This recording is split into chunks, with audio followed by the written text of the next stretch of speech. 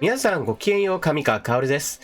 今回取り上げる話題は、K国の教育現場における反日教育の実態について取り上げていきましょう。学校教育で一体どのようなことを教えるのかというのは、人間形成においては非常に重要なことです。子供の頃に習ったことというのは、非常に長い間その人の人格形成に大きな影響を及ぼすからです。しかしK国においては、日本は敵である、もしくは日本は悪であるという教育を行っています。多くの子供たちにとって学校の先生というのは嘘を教える対象ではなく、あくまでも子供たちに正しい知識を教える人であるという前提になっているものです。しかしその内容があまりにもおかしいために、時にはあれ先生の言っていることおかしいんじゃないかなというふうに違和感を持つ生徒も出てきます。あれおかしいなと思った生徒たちは一体学校でどのような扱いを受けるのか、その実態を知らせるニュースをお聞きください。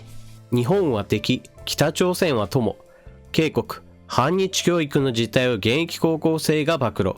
教師の支配下で反日マシン養成所と化している。僕たちが通う高校では反日行為の強要が日常的に行われてきました。先生たちは社会通念上、決して許されないことを言っても、それが反日を煽るものであれば、すべて正しい教育であるかのように振る舞ってきた。高校は教師の支配下にある反日マシン養成所なのです。こう語るのはK国ソウル市にある人権高校3年生のキム君だ。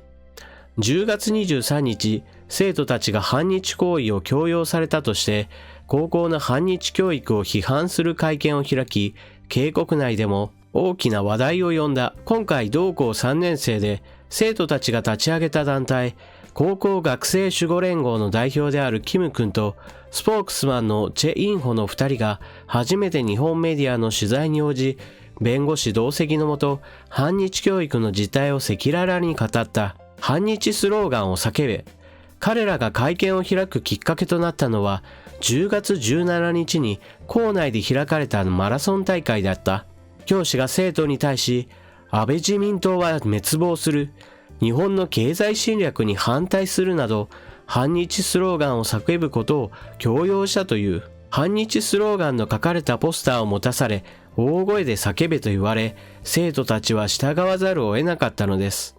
マラソン大会は1、2年生が参加した行事ですが、疑問に感じた後輩が動画を撮影していて、僕たちに相談をしてきたのです。動画を見た僕とジン君はすぐに抗議の声を上げることを決意しました。キム君とチェ君が抗議の声を上げると、多くの生徒からマラソン大会以外にも反日行為を強要された事例が数多く寄せられた。そのほとんどは授業の場で日常的に行われてきたものだという。歴史の先生たちからは、日本は敵で北朝鮮は友人だと考えている様子がありありと感じられました。日本は昔の軍国主義が頭を離れず、世界を征服したがっている。アメリカと日本は韓半島を分断させ、南北統一されることを妨害しているんだといったことを平気で言いますから、ありえない妄想ですよ。不買運動やってるか？今年7月に日本が対韓輸出規制を行って日韓関係が悪化すると、教師による反日行為の強要もエスカレートしていったという。僕が国語の授業が始まるのを待っていると、教室に入ってきた先生が開口一番、お前らちゃんと日本製品の不買運動をやってるかと聞いてきたこともあります。その先生は以前から個人的に不買運動を実践してきたそうですから、生徒に対しても当然やるべきだと圧力をかけてきたわけです。不買運動のターゲットにされたのは、K国全土で100店舗以上を展開するユニクロだ。やっぱり先生の影響力は大きいからね。よくわかっていない生徒は、私もユニクロを買うのをやめますと言っていたよ。他にもどれくらい反日製品の不買を実践したか、一人一人に発表させる先生もいました。ユニクロは日本企業の代名詞としてよく批判されることがあるけど、ユニクロ側に問題があるとは思えません。ちょっと反日感情が行き過ぎてる気がするけど、だけどユニクロを毛嫌いしてる子なんて少数じゃないかな。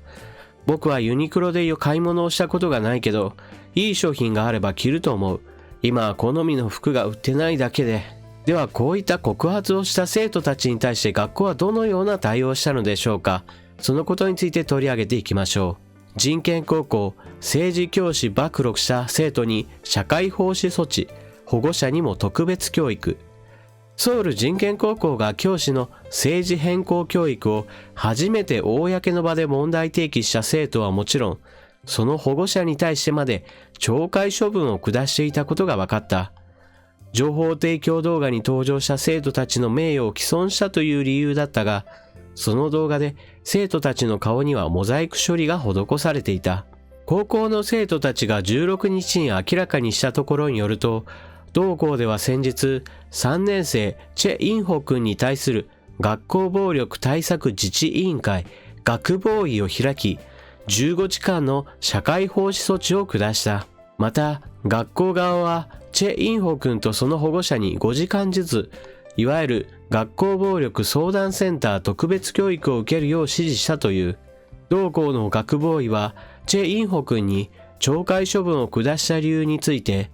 チェ・インホ君は該当動画や写真を通じて不特定多数に対し公開されることを嫌う個人の意思を十分に尊重しなかった。動画公開を拒否する意向を明らかにしていた個人の要請を拒否し、個人の権利を侵害しただけでなく、精神的被害を招いたと主張した。チェ・インホ君は本誌の電話取材に、生徒の僕が学校の政治変更問題について勇気を出して公益情報を提供したのに、大人である学校関係者の方々は逆に僕に対して学校暴力の加害者という烙印をし、保護者の責任まで問うたためひどく傷ついた。生徒たちに政治的理念を強要した教師たちを学校暴力問題として学校側に申告したのに、教師たちを処罰しないために事前に僕を加害者に仕立てたのではないだろうかと語った。K国における教育現場では、日本は敵である、もしくは日本は悪であるといった教育が行われています。今回ニュースの舞台になっているのは高校ですが、これが中学校や小学生においても同じことが言えます。むしろ小学生のうちにしっかりと日本は悪である、もしくは敵であると教えることによって、彼らの歴史観というものが非常に小さい頃から形作られているのです。ですから今回のように高校生になった段階で、あれなんかおかしいなというふうに違和感を持ったというのは非常に貴重な人間だと言えるでしょう。しかし同時にこのような違和感を持った人間が学校教育の場において排除されるというのもあちらの国の特徴とも言えます。日本は敵である、日本は悪であると教えている以上、それに反感を持つもしくは疑問を持つということが学校現場としては非常に許されざる存在であるからです。そのために問題提起をしたこの生徒たちは学校から異分子だとみなされて、いわば加害者の側であるかのような扱いを受けています。そのために処分されるのは先生ではなく生徒の方になってしまっているのです。もちろんこの先生たちも同じようにして自分たちが反日教育を受けた結果としてすっかり日本は敵である、日本は悪であるという考えに染まった人たちです。ですから彼らは未だに日本は世界征服を企てているのだというような馬鹿げたことを真顔で言えるような人になってしまったのです。この動画を見ている日本の皆さんならお分かりだと思いますが、日本政府もしくは日本のどこかの政党が世界征服を企てているなどという話をしたら、なんてバカな人なんだろうというふうに感想を持つでしょう。しかしそのようなバカなことだとすぐわかるようなことが真剣に信じられている。そして子供たちにそれを教えなければならないというのがあちらの国の歪んだ教育の現実なのです。こういった教育の一番何が悪いかといえば、善悪の対立構図の中において日本は常に悪であるというふうな前提条件を持って相手側が望んでくることです。多くの場合、正義と悪というこの対立構造においては、得てして正義の側は何をしても許されるという考えを持ちやすいものです。ですから日本側がこれまで多くの違和感を相手国に持ってきたのは、この相手国の前提条件にあります。相手の人たちは日本を常に悪だと思っているから何をしても許されるのだというふうに考えてしまいがちです。この善悪の対立構造の中に日本とあちらの国を当てはめてしまった場合に大きな問題がいくつも生じます。それこそ日本側が約束を守れっていうような話をすると、なぜ悪と結んだ約束など守らなければならないのだ。我々は正しい。我々は善なのだ。正義なのだ。それがなぜ悪の連中と約束を結んで、それを守らなければならないのだという非常に歪んだ形になってしまいます。いわば日本の方は善と善の話し合いをした上に結ばれた約束であるという話になっているのに対して、彼らにしてみれば悪と結んだ非常に愚劣な約束に過ぎない。このような約束をなぜ我々が守らなければならないのだという、いわば正義感から許されない気持ちになってしまうのです。日韓の間で話し合いがなかなかうまくいかないのは一体なぜなのだろうと考えたときに、こうした善悪の構図において日本の側が常に悪とみなされているということは一つ考えておいた方がいい話ではないかと思います。皆さんはこのニュースについてどのような考えをお持ちでしょうか？ぜひともコメントを書き込んでいってください。それではニュースについてはここまで。ここからは少し余談になります。以前お知らせしたように私は風邪をひいた関係ですっかりと体調を悪くする期間がありました。現在も声はなかなか復調はしていません。ですが、喋っていない時に関して言えばもう完全に体調は治ってきました。ですから動画作りを再開していこうと思います。自分自身では決して無理をして動画を作っていたという感覚はありません。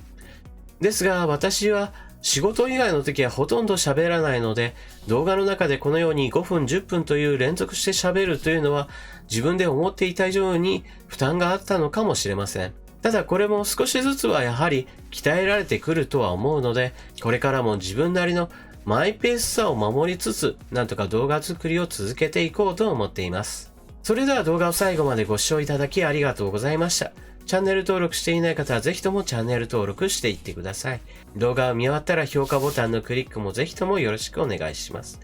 それでは次の動画でまたお目にかかりましょう。またね。